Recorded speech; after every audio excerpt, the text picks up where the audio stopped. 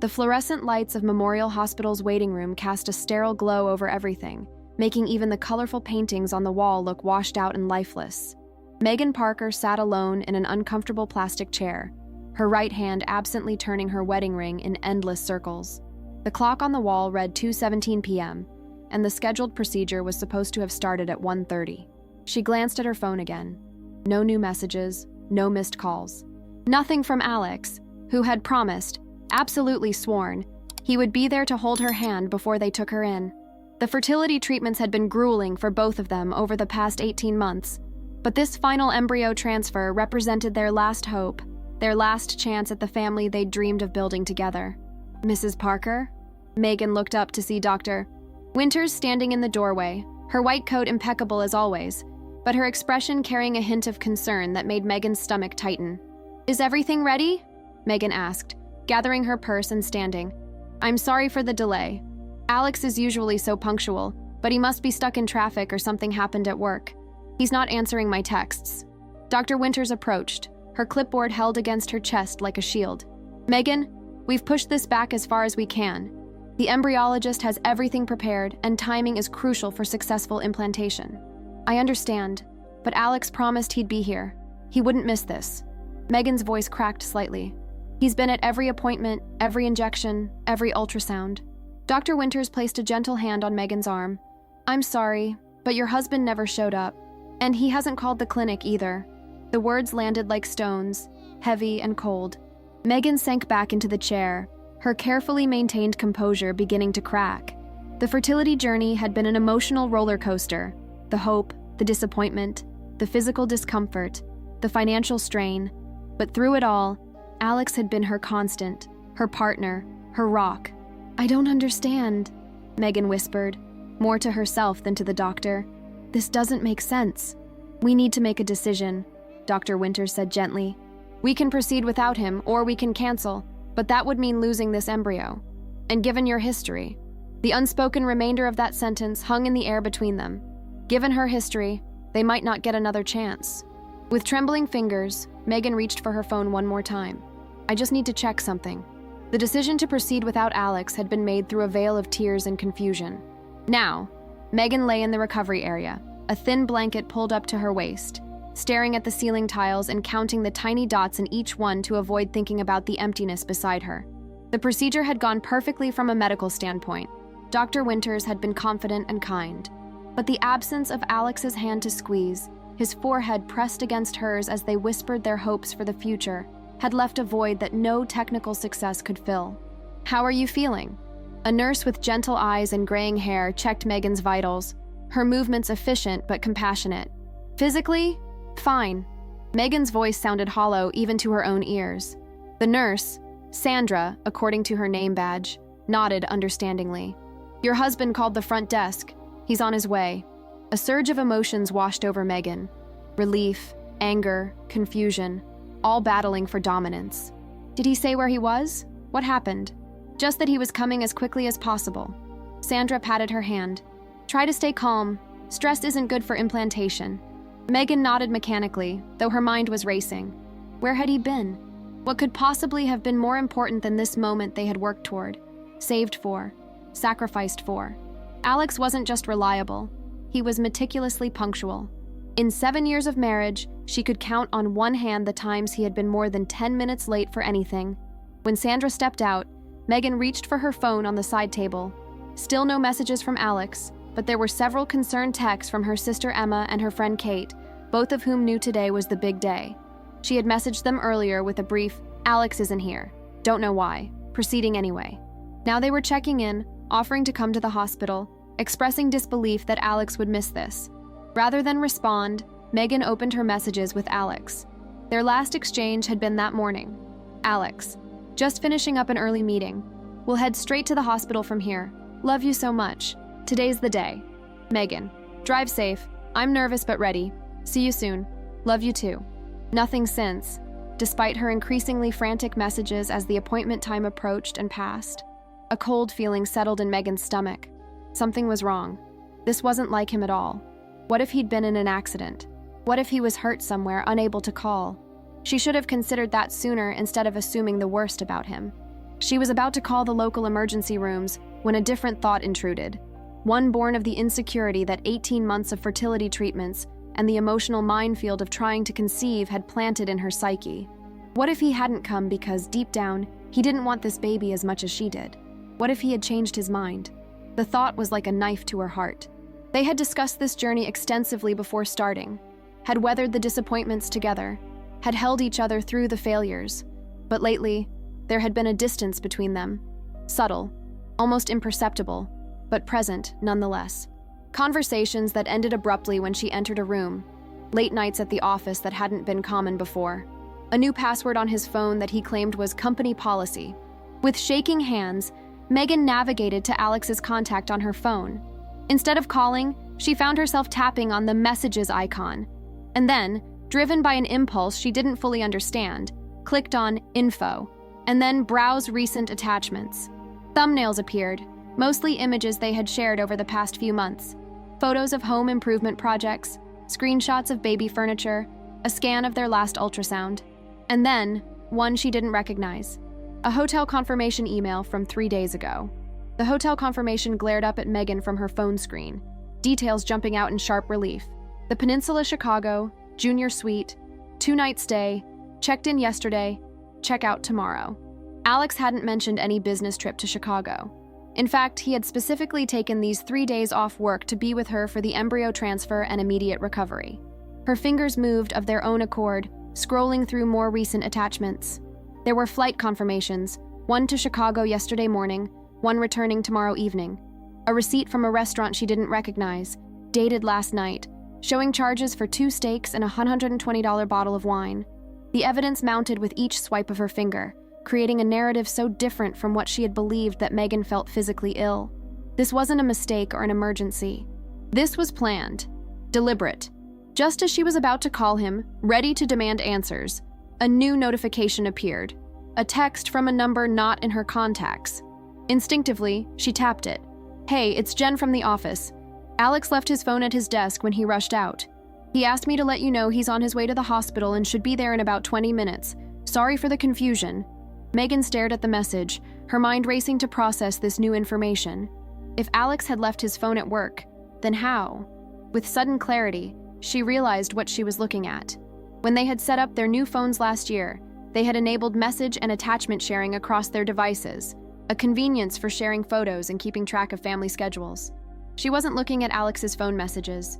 She was seeing the content synced to their shared cloud account, which meant Alex had no idea she could see any of this.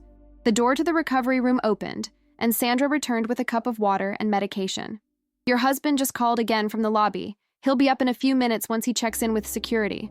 Megan nodded numbly, her mind spinning. Should she confront him immediately? Pretend she didn't know and investigate further? 7 years of marriage, of trust and partnership, crumbling in the space of minutes while inside her. The embryo they had created together was hopefully beginning to implant. "Are you all right?" Sandra asked, noticing Megan's pallor. "Your heart rate is elevated. I can ask Dr. Winters to check on you."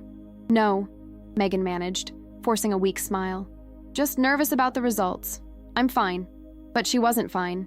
Each passing second felt like standing on cracking ice, waiting for the inevitable plunge into freezing water. She quickly took screenshots of the hotel and flight confirmations, then closed the message attachments and placed her phone face down on the side table. She needed time to think, to process, to decide how to handle what was coming through that door. The sound of approaching footsteps in the hallway sent her heart racing. She closed her eyes briefly, summoning whatever strength remained after the emotional and physical drain of the procedure. When she opened them, Alex stood in the doorway, his face a mask of distress and apology. "Meg, I'm so sorry," he blurted, rushing to her bedside. His hair was disheveled, tie askew, as if he'd been running. "There was an emergency at work. The server crashed, taking down all our client data. I left my phone on my desk when I went to the server room, and by the time we got things stabilized." He reached for her hand, and Megan found herself allowing the contact while studying his face. The face she had woken up beside for 7 years. The face she thought she could read better than her own.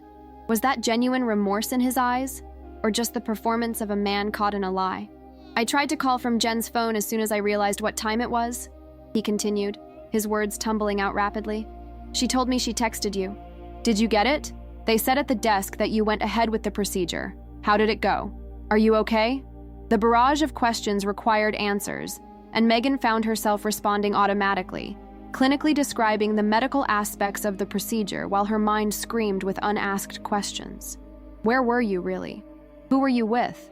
Why would you abandon me today of all days? Dr. Winters said everything went perfectly, she concluded, her voice steadier than she felt. Now we wait 2 weeks to see if it takes. It will, Alex said with forced confidence, squeezing her hand. This time it will. I can feel it.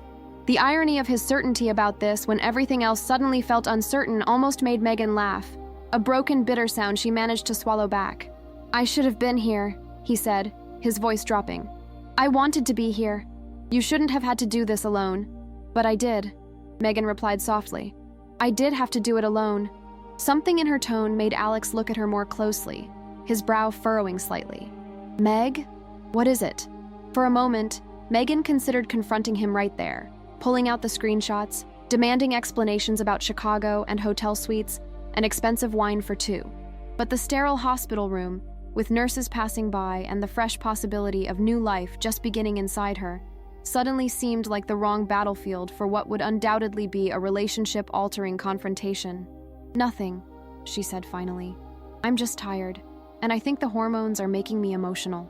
Alex nodded sympathetically, visibly relieved at the simple explanation. Of course. Do you want me to see when they'll discharge you? I took the rest of the day off. I can take you home, make you comfortable, take care of everything. The tenderness in his offer only deepened the wound. This was the Alex she knew, considerate, caring, putting her needs first. How could this be the same man who had apparently orchestrated an elaborate deception to be in Chicago instead of by her side today? That would be nice, she heard herself say, the surreal feeling of playing along settling over her like a heavy cloak. But first, tell me more about this server emergency. It must have been serious for you to miss the transfer. Alex launched into a detailed explanation about corrupted databases and backup failures, his hands gesturing animatedly as he described the technical crisis. Megan watched him carefully, searching for tells, the subtle signs of deception she had never needed to look for before. Did his eyes shift away at certain moments? Was that slight hesitation before naming the affected clients a pause for invention rather than recollection? And then Jenkins? You remember him? The new IT director with the bow ties? He suggested we try restoring from the cloud backup instead of the local server, which finally worked, thank God. Alex concluded, running a hand through his already tousled hair. Sounds stressful, Megan said neutrally. I'm surprised Jen didn't call me earlier to let me know what was happening.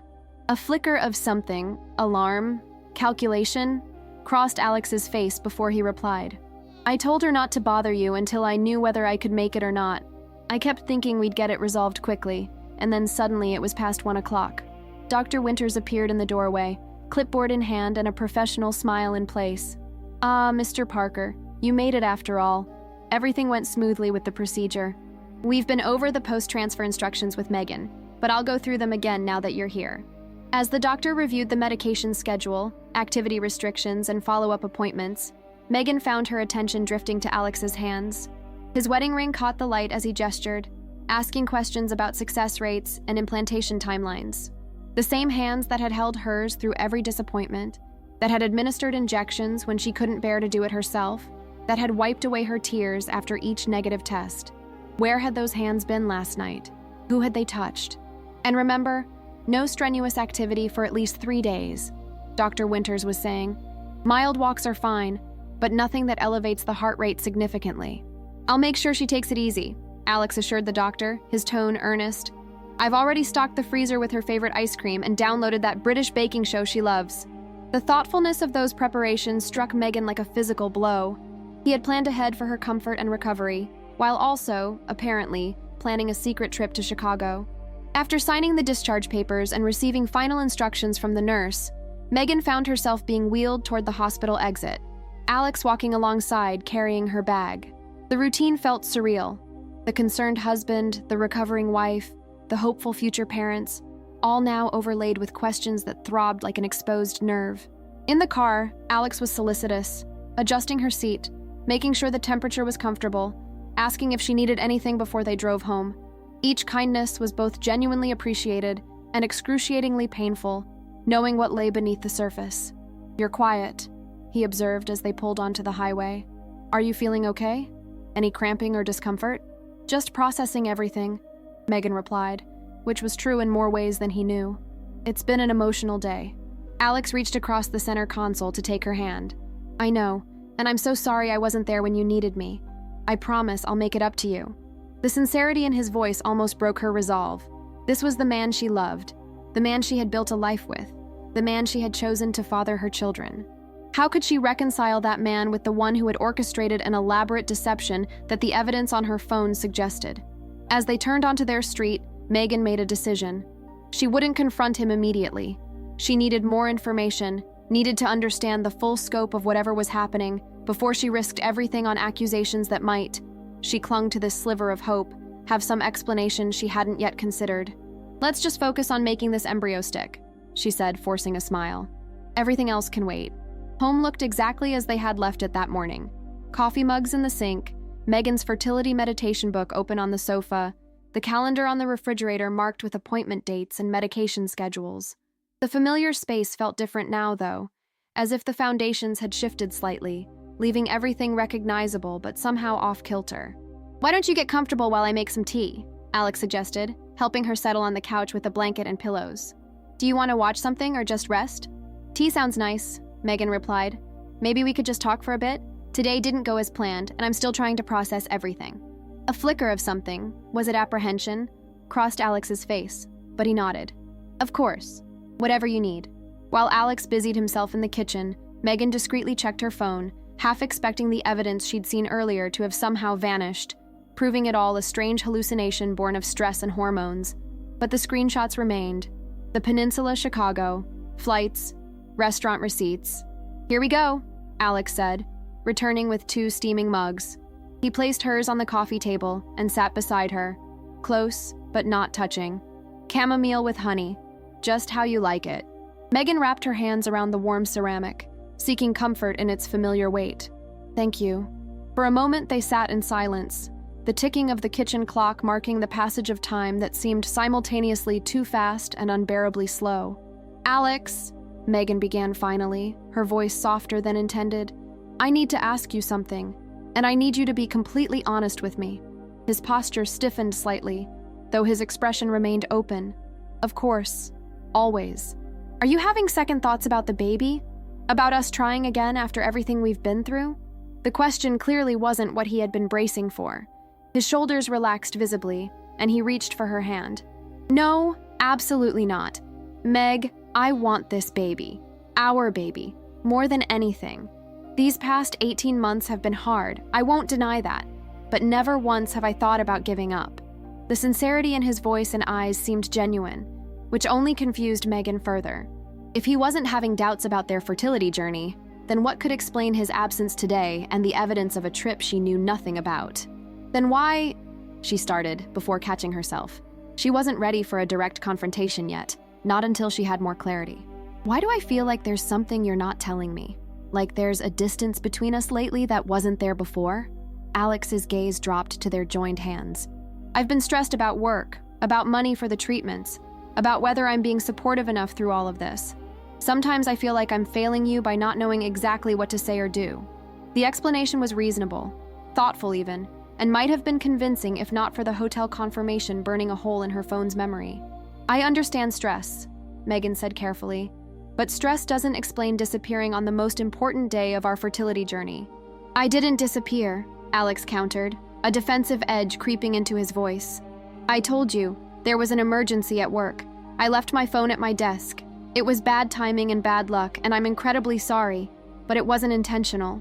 Megan studied his face. The earnest eyes, the furrowed brow, the set of his jaw that indicated he felt unfairly accused. He was either telling the truth, or he was a far better liar than she had ever given him credit for. Okay, she said finally, deciding to retreat temporarily. I believe you. It's just been a difficult day. The relief on Alex's face was palpable. I know, and I'm so sorry I made it harder. Why don't you rest while I make dinner? Anything special you're craving? As he stood and headed toward the kitchen, Megan made a decision. She needed to know the truth, whatever it might be, and there was one person who might have answers. Actually, she called after him, could you hand me my laptop first? I want to check something Dr. Winters mentioned about the medication schedule. With Alex occupied in the kitchen, Megan opened her laptop and navigated to their shared family email account. They had created it years ago for household matters, bills, insurance, travel arrangements, while maintaining separate personal accounts for work and private correspondence. If Alex had been planning a trip to Chicago, there might be additional details here. She searched for Chicago and Peninsula, pulse quickening when several results appeared. The most recent was an email confirmation for the hotel reservation, sent 3 weeks ago. Megan clicked on it, stomach clenching as she read the details. Dear Mr. Parker, thank you for choosing the Peninsula Chicago for your special occasion. As requested, we have noted your anniversary celebration and will have champagne and chocolate-covered strawberries waiting in your junior suite upon arrival. Anisversary? Their anniversary was in October, not April. She continued searching, finding flight confirmations, a dinner reservation at a restaurant called Alinea described as one of Chicago's most exclusive dining experiences, and a confirmation for 2 tickets to the Chicago Symphony Orchestra. This wasn't a hasty business trip or a casual getaway. This was a meticulously planned romantic weekend, arranged weeks in advance, deliberately scheduled to coincide with, to replace, the embryo transfer they had been working toward for months. The betrayal struck Megan with physical force, leaving her breathless. Not just the trip itself, but the planning, the deception, the elaborate lie about a work emergency when he had clearly intended to be in Chicago all along. And who was he with? The confirmations all mentioned only Mr. Parker, but the champagne, the dinner for 2, the pair of symphony tickets all pointed to a companion. From the kitchen came the homey sounds of Alex preparing dinner, the refrigerator opening and closing, the rhythmic chopping of vegetables, a pan being set on the stove. The ordinary domesticity felt like a mockery now. Megan's finger hovered over the email from Jen. If Alex had truly left his phone at work during an emergency, perhaps his colleague could corroborate his story. Before she could overthink it, she forwarded the hotel confirmation to herself, then picked up her phone and dialed the number Jen had texted from earlier. Hello? A woman's voice answered after 2 rings. Hi, Jen. This is Megan Parker, Alex's wife. A pause. Oh, hi, Megan. Is everything okay? How was the procedure? The genuine concern in the woman's voice was somewhat reassuring. The procedure went well, thank you. I just wanted to thank you for letting me know about Alex's situation today. Of course, Jen replied. He was pretty frantic when he realized what time it was. I've never seen him so stressed, not even during the Johnson merger last year. Megan took a deep breath. So the server really did crash? It wasn't just an excuse? Another pause, longer this time. Server crash? No, that's not. Oh, I see. He must have been confused when he called you. It was the presentation to the Van Housen group that went sideways. Their representatives showed up a day early, and since Alex is the lead on that account, he had to drop everything and handle it. The blood in Megan's veins turned to ice. 2 different stories, 2 different emergencies, both, apparently, lies. I see, Megan managed to say, her voice remarkably steady given the circumstances. And this happened this morning? Around 11, yes, Jen confirmed. Alex was supposed to be out of the office today, but when the receptionist called to say the Van Housen team was in the lobby, we had to scramble to reach him.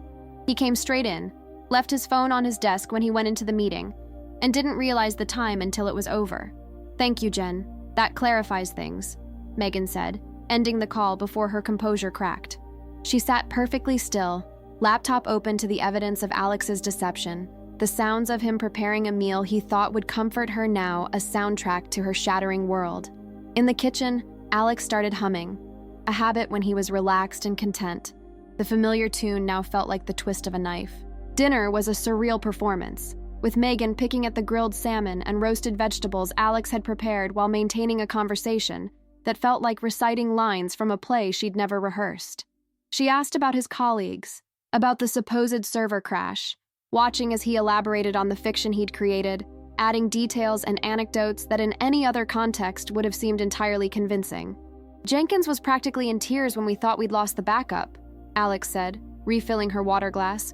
Poor guy's only been with us for 3 months. Megan nodded, noting how the story had evolved from the version he'd told at the hospital. Now there were specific client files that had been compromised, particular team members who had helped resolve the crisis. The fabrication was impressive in its detail and consistency, which only made her wonder how much practice he'd had at deception. Enough about my day, Alex said, reaching across the table to take her hand. "How are you feeling? Any cramping or spotting?" Dr. Winters said those could be normal. The genuine concern in his voice created a cognitive dissonance that made Megan's head spin. How could he lie so elaborately about his whereabouts while simultaneously showing such authentic care for her well-being? "I'm okay," she replied. "Just tired and emotional, but that's to be expected with everything my body's been through." Alex squeezed her hand. "You've been amazing through all of this. So strong, so determined. I'm in awe of you, Meg. Truly."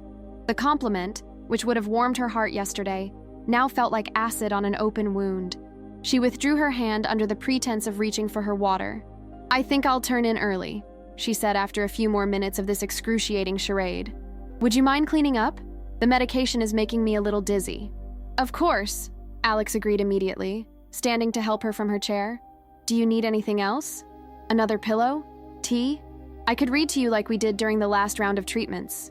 The memory of those intimate evenings, Alex reading novels aloud while she rested, his voice a comforting anchor during the physical and emotional turbulence of hormone treatments, brought unexpected tears to Megan's eyes. "No, thank you," she managed. "I just need some quiet time." In their bedroom, Megan changed into pajamas and sat on the edge of the bed, staring at the framed photos on the dresser. Their wedding day, a hiking trip to Colorado, Alex holding his baby niece with a look of wonder that had strengthened Megan's certainty that he would be an amazing father. Had all of it been a lie? Or just the recent parts? When had the man who had held her through miscarriages, who had researched fertility options with the dedication of a scholar, who had injected her with hormones when her own hands shook too badly to manage it, when had that man become someone capable of abandoning her on one of the most important days of their journey? Together, she picked up her phone, scrolling through the screenshots of hotel confirmations and flight itineraries.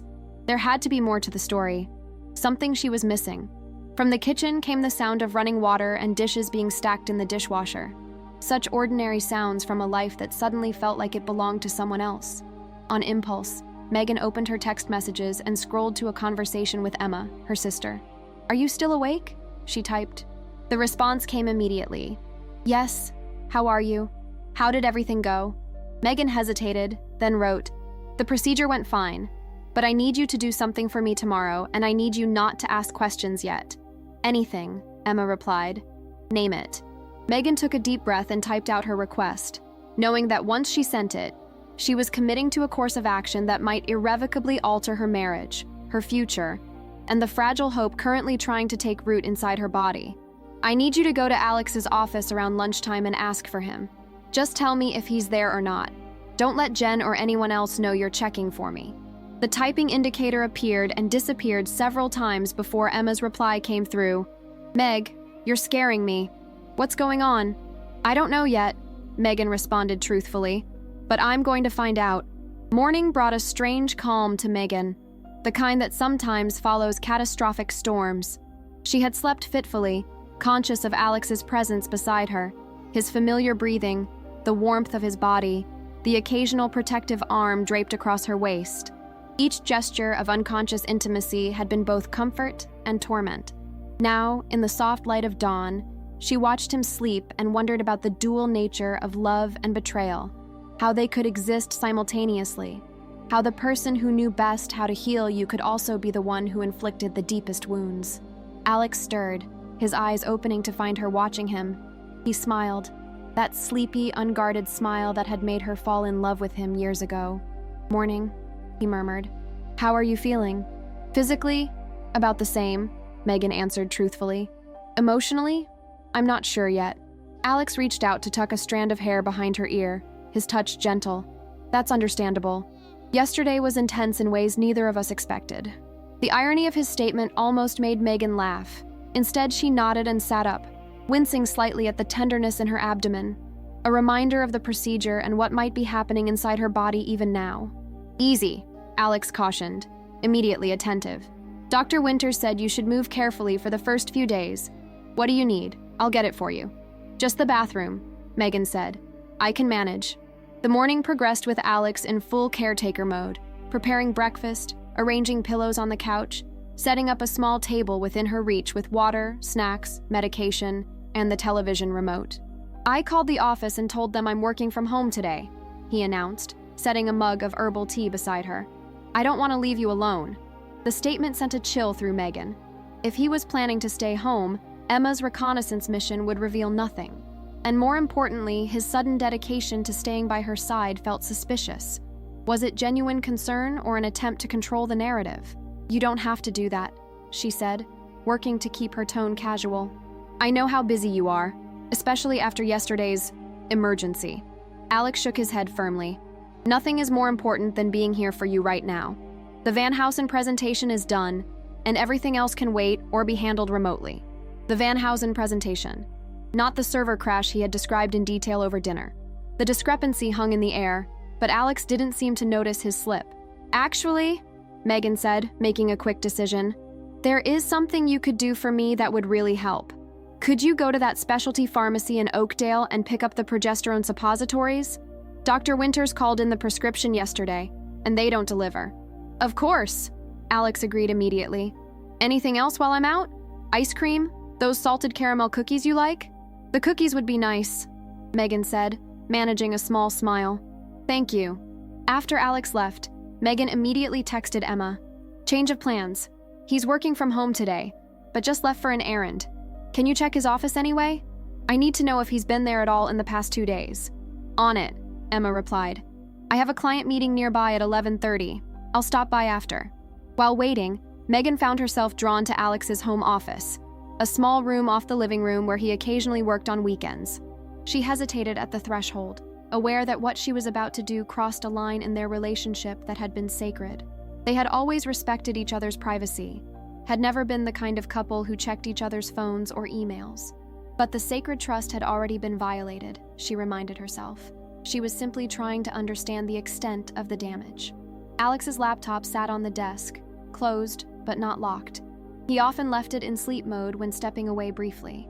Megan opened it, relieved when it woke without requiring a password.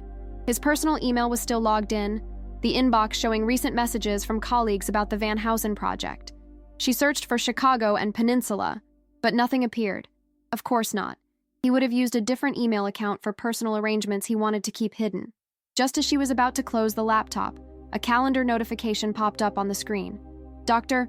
Matthews, 2:30 p.m., final consultation." Dr. Matthews.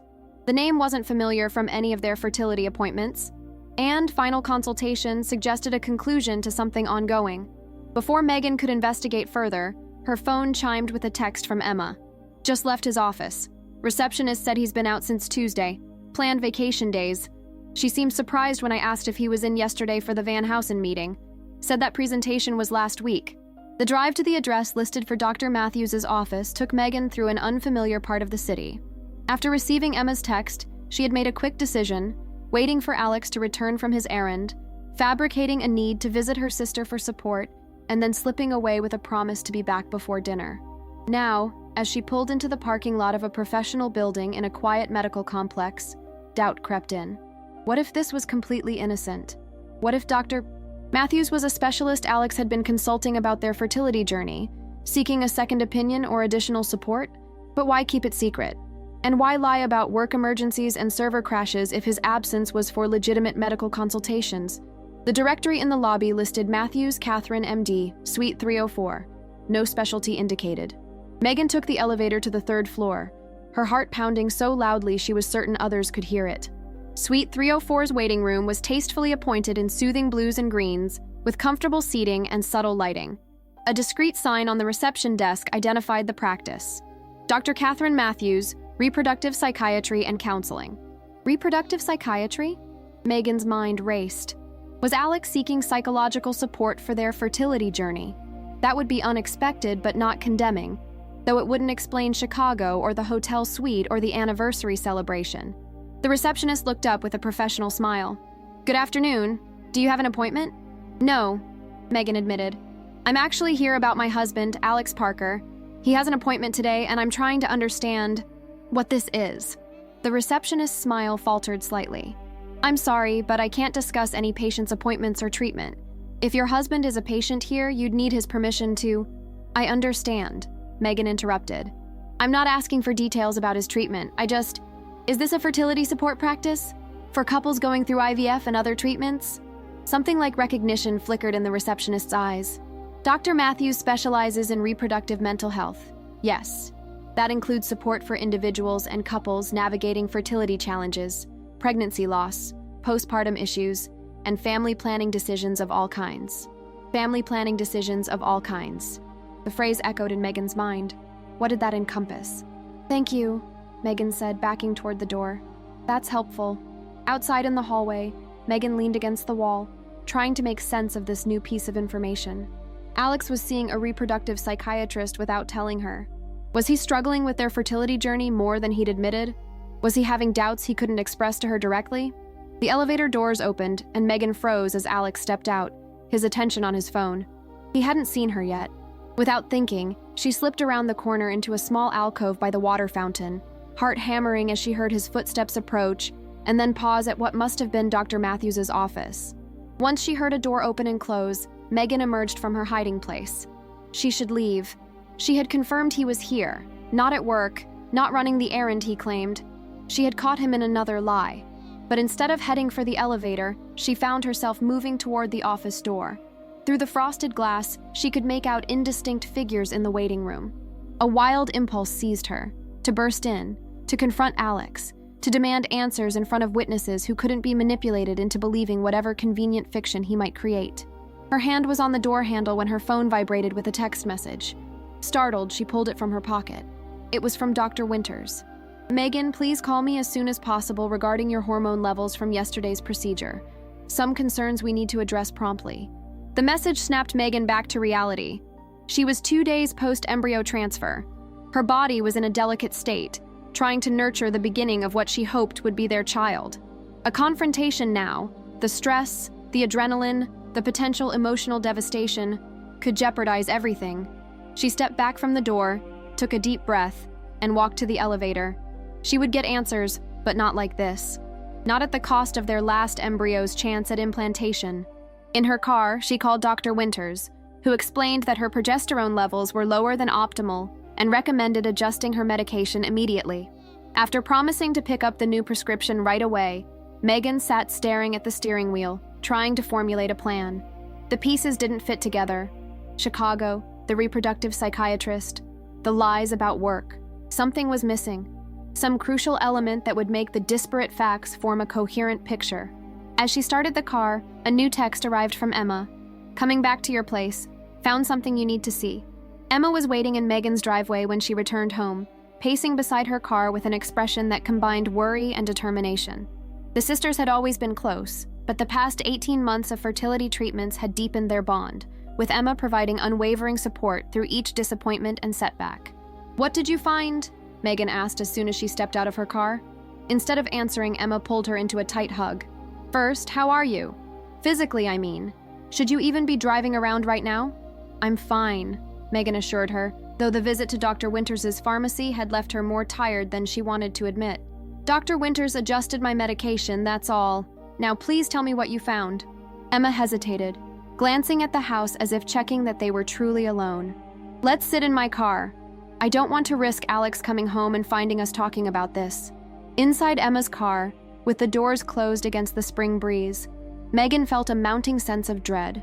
Whatever her sister had discovered, her careful approach suggested it was significant.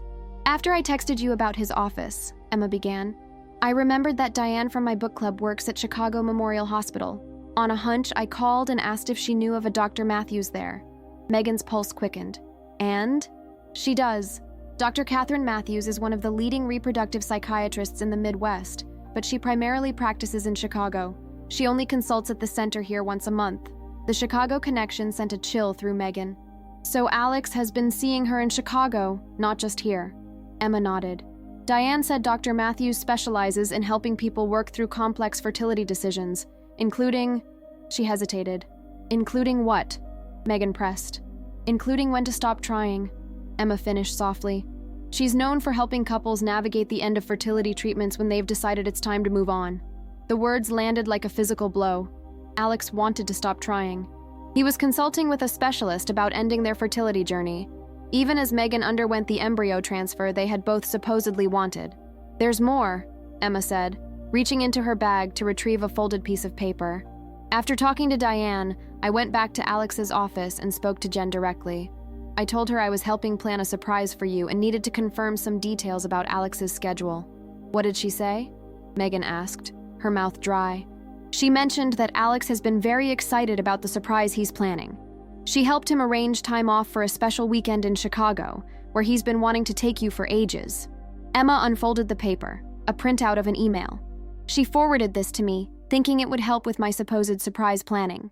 Megan scanned the email, an itinerary for a weekend in Chicago with dinner reservations, symphony tickets, and a note about the hotel's special package for couples making new beginnings. New beginnings, Megan echoed hollowly. He's planning an elaborate weekend to tell me he wants to stop treatment, to end our dream of having a child together. Emma squeezed her hand. We don't know that for certain. Maybe It all fits, Megan interrupted. The secret appointments with Dr. Matthews, the planned weekend getaway, the lies about where he was during the transfer. He didn't want this final embryo transfer to happen, but he couldn't bring himself to tell me directly. But why go through with it at all? Emma asked. Why not just tell you he wanted to stop? Megan stared out the window at the home she and Alex had chosen together, picturing the nursery they had designated but never furnished, always waiting for the pregnancy that would make it real. Because he knows how much I want this, she said quietly. He knows I would have insisted on using our last embryo, on trying one more time. So he let me go through with it, but he couldn't bear to be there, pretending to hope for a pregnancy he doesn't want anymore. The realization brought both clarity and a deeper pain than Megan had anticipated. Alex wasn't having an affair. In some ways, that might have been easier to confront. Instead, he was planning to end the shared dream that had defined their marriage for years. What are you going to do? Emma asked gently. Megan touched her abdomen lightly, thinking of the embryo that might or might not be implanting at this very moment. I need to talk to him. Tonight. No more lies, no more investigations. Just the truth, whatever it cost us. The house was quiet when Megan returned, Emma having reluctantly departed after extracting a promise that Megan would call her immediately after talking with Alex. A note on the kitchen counter explained his absence. Went to pick up dinner from Marcello's. Back by 6. Rest well. Love you. Marcello's was Megan's favorite Italian restaurant, the one they reserved for special celebrations. Another gesture of care that now felt like preparation for a painful conversation. She moved through the house with new awareness, noting the subtle signs of Alex's inner conflict that she had missed before. Fertility books that had migrated from the bedside table to the bookshelf. Brochures about adoption that had disappeared from their usual place in the desk drawer. The nursery door that had remained firmly closed for weeks when they had previously made a habit of opening it, visualizing the room filled with a crib, changing table, and rocking chair. At 5:45, Megan heard Alex's car in the driveway. She sat at the kitchen table, hands folded, heart racing despite her determination to remain calm. When he entered carrying bags of food and a bouquet of tulips, her favorite flowers, his smile faltered at the sight of her serious expression. Meg, is everything okay? Did something happen with the transfer? The genuine concern in his voice nearly derailed her resolve. The transfer is fine. My progesterone was low, but Dr. Winters adjusted my medication. That's not what we need to talk about. Alex set the food and flowers on the counter, his movements cautious. What is it then? I know about Chicago, Megan said simply. I know about Dr. Matthews. I know you've been lying to me about where you were yesterday, and about your plans for this weekend. The color drained from Alex's face. He gripped the edge of the counter, his knuckles whitening. How did you? It doesn't matter how I know, Megan interrupted. What matters is why you didn't tell me yourself. Why you let me go through the transfer alone instead of being honest about what you want. Alex's shoulders sagged, the defensive posture replaced by something that looked like defeat. I tried, Meg. God knows I tried. But every time I started the conversation, I saw the hope in your eyes, the determination, and I couldn't be the one to take that away from you. So instead you took yourself away? Megan's voice cracked. You let me go through one of the most important moments of our journey alone because you couldn't tell me you want to stop trying? I'm sorry, Alex whispered, tears filling his eyes. I thought I was protecting you, giving you this last chance while I figured out how to tell you that I can't do this anymore, that I need our life to move forward with or without a biological child. The confirmation of her suspicions should have hurt more than it did, but Megan found herself experiencing an odd sense of relief. At least now they were dealing with the truth, however painful. Protecting me would have been being honest, she said quietly. It would have been standing beside me during the transfer, even if you didn't believe in it anymore. It would have been trusting me enough to handle your feelings, even if they're different from mine. Alex moved to the table and sat across from her, his face etched with regret. You're right. I handled this all wrong. I convinced myself that seeing Dr. Matthews, planning the weekend in Chicago where we could talk without distractions, letting you have this final transfer without my doubts clouding it, I told myself that was the kindest way forward. And the server crash? The Van Housen presentation? Those elaborate lies? Panic, Alex admitted. When I realized I had missed the transfer, when I knew you'd be waiting for me, wondering where I was, I couldn't tell you I was sitting in Dr. Matthews' office in Chicago, discussing how to end our fertility journey. So I created an emergency, something that would explain my absence without revealing the truth.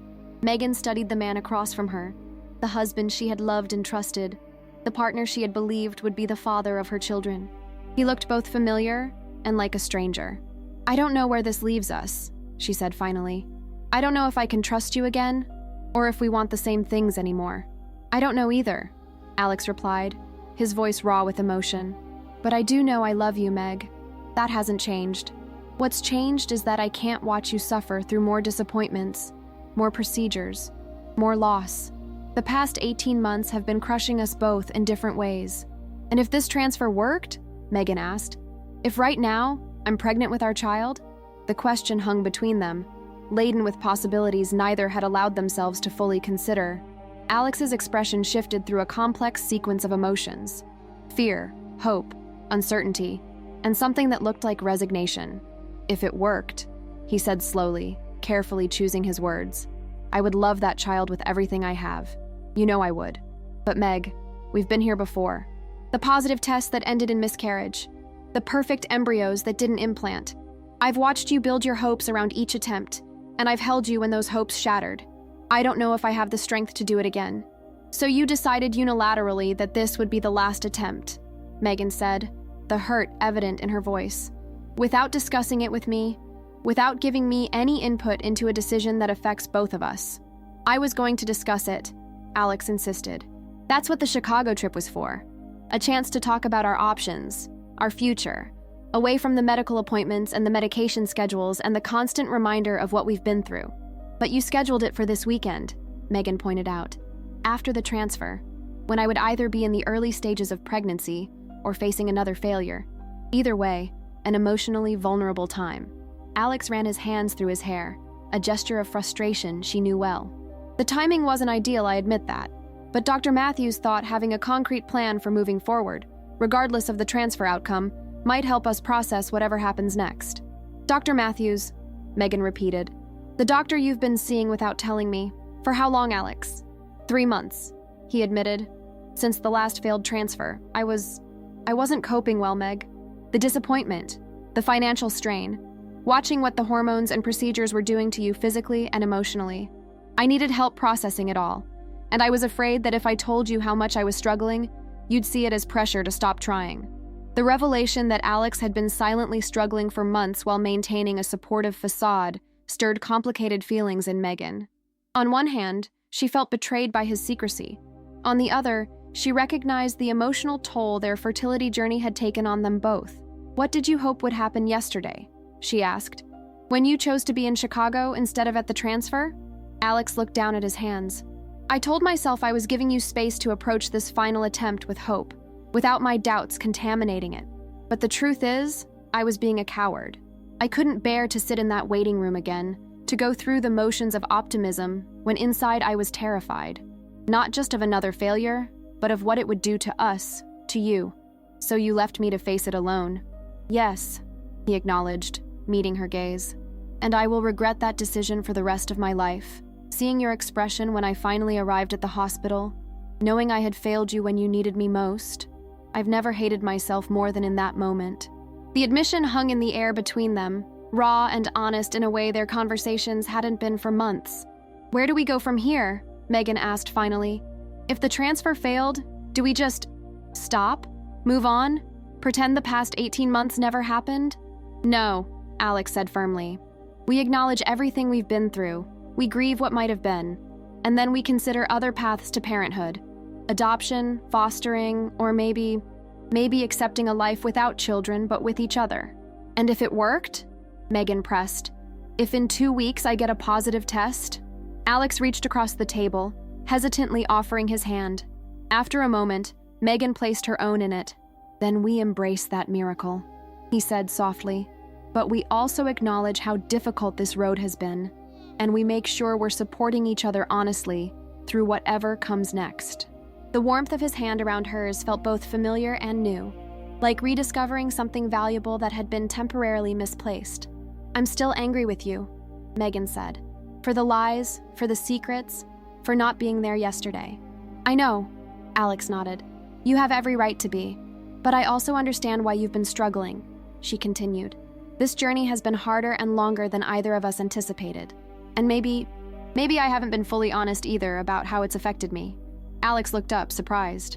What do you mean? Megan took a deep breath. I've been so focused on achieving pregnancy that I've pushed everything else aside. My health, our relationship, any consideration of alternatives. I've been afraid that if I acknowledged how difficult this has been, it would somehow jinx our chances. So I've put on a brave face and pushed forward, even when part of me has been terrified too. This mutual confession, this shared vulnerability, felt like the first truthful exchange they'd had in months. So what now? Alex asked, his thumb gently stroking the back of her hand. Now, Megan said, we wait for the test. Together. No more secrets, no more pretending. Just the truth, whatever it turns out to be. The 2-week wait after an embryo transfer is notorious in fertility circles, a limbo of hope and fear, analyzing every twinge and symptom, alternating between cautious optimism and protective pessimism. For Megan and Alex, this particular wait carried additional weight, representing not just the potential beginning of a pregnancy, but a crossroads in their marriage. In the days following their confrontation, they established a fragile new honesty. Alex canceled the Chicago trip, and instead, they spent the weekend at home, talking more openly than they had in months. He shared his sessions with Dr. Matthews, the growing sense that their fertility struggle was consuming their identities and relationship. Megan acknowledged her single-minded focus on achieving pregnancy, how it had narrowed her vision of their future to a binary outcome, success or failure. They discussed alternatives they had previously mentioned only in passing: adoption, fostering, or building a life centered on each other rather than children. These conversations were painful but necessary, creating space for possibilities beyond the narrow path they had been following. On the morning of the blood test, they drove to the clinic together in silence, hands clasped over the center console. The routine was familiar: the check-in process, the brief blood draw, the instruction to await a call with results. What felt different was the absence of desperate hope that had characterized previous tests. In its place was something more complex, a tentative peace with whatever outcome awaited them. Let's not wait at home, Alex suggested as they left the clinic. Let's go somewhere neutral. They ended up at a small park overlooking the river, sitting on a bench watching early morning joggers and dog walkers pass by. Normal life continuing all around them while they waited for news that would shape their future. When Megan's phone rang at 10:17 a.m., they both startled. She answered, putting it on speaker so they could hear together. Megan, it's Dr. Winters with your results. The doctor's professional tone gave nothing away. Your HCG level is 147. Megan's breath caught. That's positive? Yes, Dr. Winters confirmed. It's a strong initial number, indicating implantation has occurred successfully.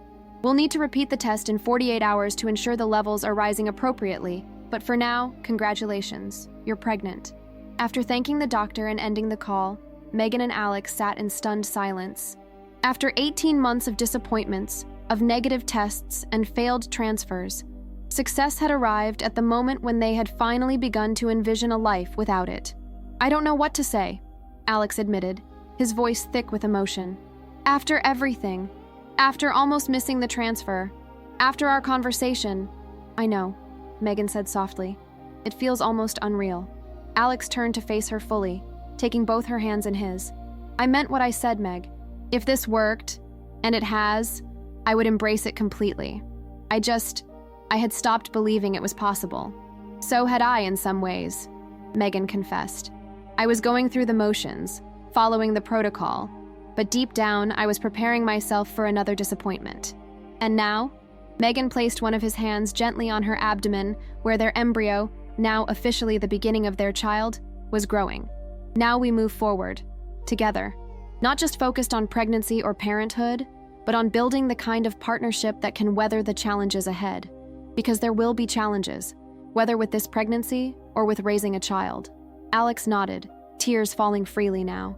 I'm so sorry for not being there that day, for all the secrets and lies. I promise you, Meg, from this moment forward, complete honesty, even when it's difficult, even when we disagree.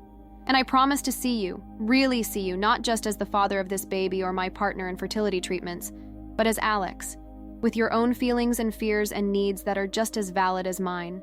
They sat together on the bench as morning turned to midday, talking about practical next steps, but also about the deeper work their relationship needed, rebuilding trust, maintaining open communication, integrating this unexpected blessing into the new understanding they had begun to forge.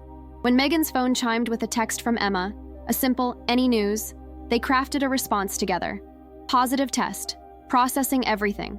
We're okay. More than okay. We'll call you later. As they walked back to their car, hand in hand, Megan realized that while the positive pregnancy test was indeed the miracle they had hoped for, the real breakthrough had come days earlier, in the painful but necessary honesty that had cracked open their carefully constructed facade and allowed them to see each other clearly again. Whatever came next, the continued uncertainty of early pregnancy, the adjustments of parenthood if all went well, they would face it with a hard-won wisdom that the foundation of family isn't just shared DNA or shared dreams, but shared truth, even when that truth is difficult to bear. 6 months later, Megan sat in Dr. Matthews' office in Chicago, watching autumn leaves swirl past the window. Her hand rested on her rounded belly, feeling the occasional flutter of movement from the baby girl growing inside her, a daughter whose existence still seemed miraculous after their long journey. "How are you feeling physically?" Dr. Matthews asked, her kind eyes taking in Megan's appearance. "Surprisingly well," Megan replied. "The second trimester has been much easier than the first, though I could do without the heartburn." Dr. Matthews smiled. "And emotionally? How are you and Alex navigating this transition?" It was Megan's third session with the doctor, this time as a patient rather than a subject of discovery. After the positive pregnancy test, Alex had suggested they both continue therapy, he with Dr. Matthews and Megan with her own counselor. But as the pregnancy progressed and their relationship found new footing, Megan had become curious about the woman who had helped Alex through his darkest moments of their fertility struggle. "We're doing better than I would have expected, given where we were 6 months ago," Megan admitted. "The pregnancy hasn't magically fixed everything, but it's given us a focal point for moving forward together." "And the trust issues?" Dr. Matthews asked gently. "You mentioned last time that you still have moments of doubt about his commitment." Megan nodded, appreciating the doctor's directness. "They're less frequent now. I think seeing how fully he's embraced this pregnancy, coming to every appointment, reading all the parenting books, working on the nursery, has helped. But more importantly, we've maintained the honesty we promised each other, even when it's uncomfortable. In the months since the positive test, they had indeed faced uncomfortable truths. Alex had acknowledged his lingering anxiety about how parenthood would change their relationship, his fear that Megan's focus would shift entirely to the baby. Megan had confessed her ongoing hurt about his absence during the transfer, the momentary resurgence of that pain with each milestone ultrasound and doctor's visit. But alongside these difficult conversations, they had rediscovered joy in planning for their daughter's arrival, in reconnecting with each other beyond their identities as fertility patients, in rebuilding intimacy that had been strained by scheduled intercourse and medical interventions. "Last week, we finally finished the nursery," Megan told Dr. Matthews. "It was a moment I wasn't sure would ever come.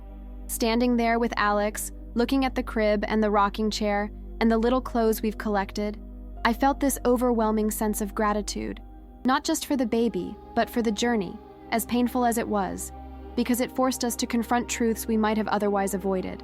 Dr. Matthews nodded. "Growth often comes from our most difficult experiences, though rarely in the ways we expect." As the session concluded, Megan scheduled one more appointment for the following month. Outside, Alex was waiting in the lobby, having used the time to visit a nearby bookstore for more parenting resources. His face brightened when he saw her, and he immediately stood to take her coat and bag. "Good session?" he asked as they walked toward the elevator. "Yes," Megan confirmed. "She's helping me process everything, not just the pregnancy, but how we got here, the lies, the truth, all of it." Alex's expression grew serious. I'll never stop being sorry for not being there that day, Meg. For all the deception. Megan squeezed his hand. I know. And part of me will always wish things had happened differently. But I'm also grateful for where we are now. More honest, more aware of each other's needs and fears. As they stepped outside into the crisp Chicago air, Megan was struck by the irony. The city that had once represented betrayal and secrets, the hotel Alex had booked, the consultation he had hidden, was now a place of healing and reconciliation. They had even stayed at the peninsula last night, reclaiming what had been tainted by deception. What do you want to do before heading home tomorrow? Alex asked as they walked along Michigan Avenue. The Art Institute? Shopping for the baby? Megan considered the options, then smiled. Let's go to that symphony hall you had tickets for. See if they have a performance tonight. Start creating new memories here. Alex nodded, understanding the significance of her suggestion. I'd like that. Very much. As they continued down the bustling street, Megan reflected on the unexpected path that had led them here. The painful revelation at the hospital, your husband never showed up, had cracked open their carefully constructed facade, exposing the fractures beneath. The discovery of his messages had led to truths that, while initially devastating, had ultimately strengthened rather than destroyed their marriage. The baby shifted inside her, a gentle reminder of the miracle they had almost missed in their mutual deception. Megan placed Alex's hand on the spot, watching his face light up as he felt his daughter's movement. Some journeys, Megan had learned, take detours through difficult terrain before reaching their destination. But sometimes, it's the detour, not the destination, that teaches us what we truly need to know. What a journey we've taken with Megan and Alex today. From that devastating moment of abandonment at the hospital, to the complex truth that lay beneath the surface. Their story reminds us that relationships are rarely black and white, and that sometimes the path to deeper connection requires confronting painful truths. Have you ever experienced a moment when an unexpected discovery forced you to reevaluate everything you thought you knew about a relationship? Or perhaps you've been in Alex's position, struggling to express difficult feelings to someone you love. I'd be fascinated to hear your experiences in the comments below. If this story resonated with you, please consider subscribing to our channel for more explorations of the complex emotions and challenges we face in our closest relationships. Each week, we dive into these human stories that remind us we're not alone in our struggles. Next week, we'll be sharing another emotional journey about family secrets and unexpected reconciliations that I know will touch your heart just as deeply. Don't forget to like this video and hit that notification bell so you never miss a new story. Your engagement helps our community grow and allows us to continue bringing these meaningful narratives to life. Thank you for joining me today. Remember, sometimes the most difficult messages to read are the ones that ultimately lead us to our truest path forward. Until next time.